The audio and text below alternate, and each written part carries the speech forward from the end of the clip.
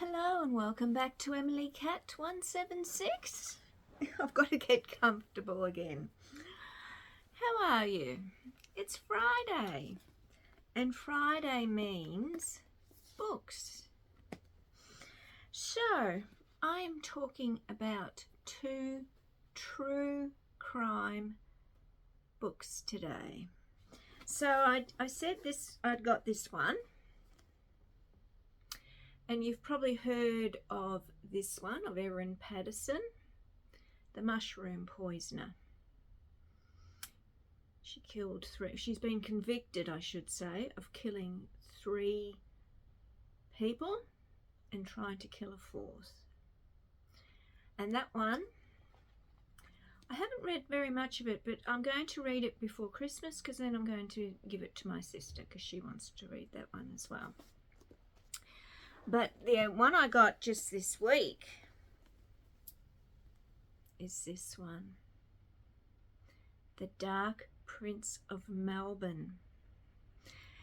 Now, who they're talking about there is someone that we in Australia know as Squizzy Taylor. His name was actually Joseph Leslie Taylor.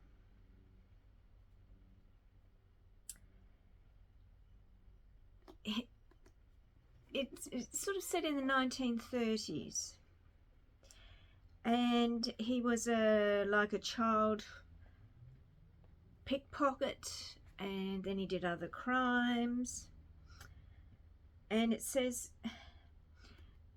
like Squizzy Taylor. He didn't actually like being called Squizzy because back then it meant something else he didn't like. He actually called himself Les, but he was many things to many people: a kind and caring husband, father and stepfather, a reliable son and brother, a generous and considerate neighbour and patron.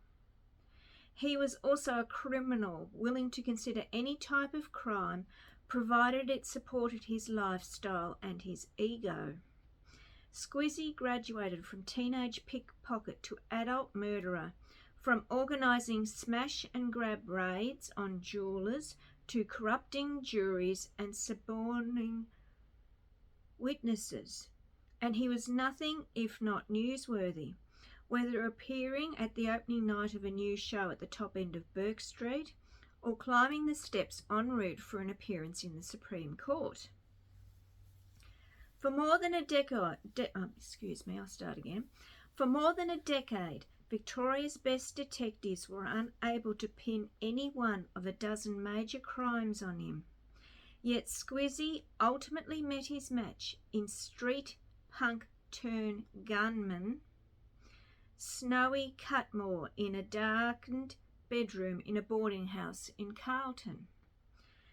In this first detailed biography of arguably Australia's best-known standover man, Ian W. Shaw traces the life of the criminal who set the trend in city gangster life, not only in Melbourne but Australia-wide. So, yeah, he wasn't a particularly nice person, but he was different things to different people. So I've got to read this one before Christmas as well, because I'll take this one up to my sister as well. But that's what he looked like. Because, of course, you know, this is the 1930s and there's photos now. So, yeah. And both these crimes happened here in Victoria. Erin Patterson was down Gippsland Way, and of course Squizzy was in Melbourne. Because back then, the inner city suburbs of Melbourne, there was Collingwood, Richmond, Carlton. Collingwood and Richmond was where all the crims lived. Collingwood was like a slum. Of course, these days, if you want to live there, you're paying a couple of million for the houses. It's completely turned on its head. So, yeah, I read true crime as well. And I saw that, of course, the Erin Patterson case, of course, it was it was reported overseas, but it was very big news here.